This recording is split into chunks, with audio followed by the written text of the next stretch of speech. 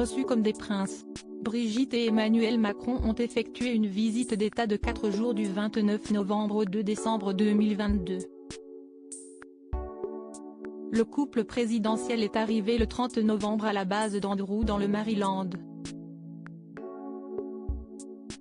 Au premier jour de sa visite, Emmanuel Macron s'est rendu à la NASA pour une réunion de travail sur la coopération spatiale en présence de Kamala Harris, vice-présidente des États-Unis.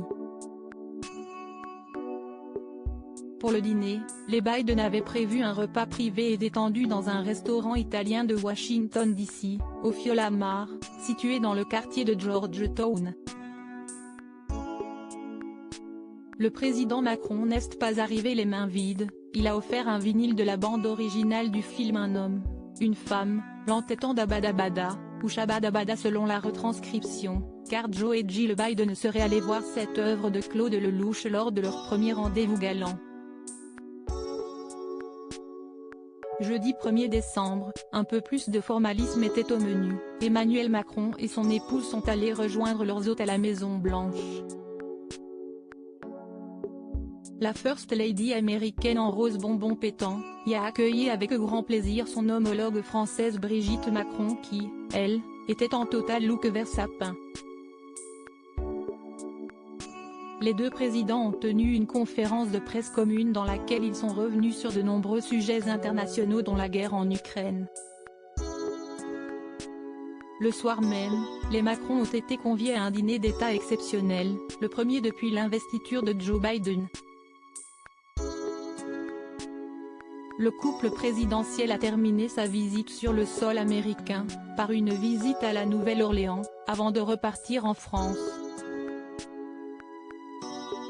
Brigitte et Emmanuel Macron aux États-Unis, dîner, star, éclat de rire.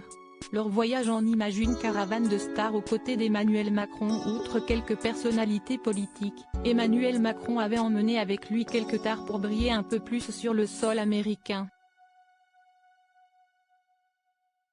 L'astronaute Thomas Pesquet et le lieutenant-colonel Sophie Adenau, devenue en 2018 la première femme pilote d'essai au sein de l'armée de l'air, se trouvaient parmi les invités de marque du président Macron. Quelques personnalités issues du monde des arts et de la culture étaient également du voyage. On peut par exemple citer le célèbre réalisateur Claude Lelouch, la directrice du Louvre Laurence Descartes, le danseur Benjamin Millepied, ou encore la directrice générale adjointe du Centre des Monuments Nationaux chargée du projet de Cité internationale de la langue française au château de Villers-Cotterêts, Valérie Senghor. Enfin, l'écrivain américain francophone Douglas Kennedy était l'invité personnel du chef de l'État. Du beau monde, en somme. Crédit photo, Dominique Jacovide.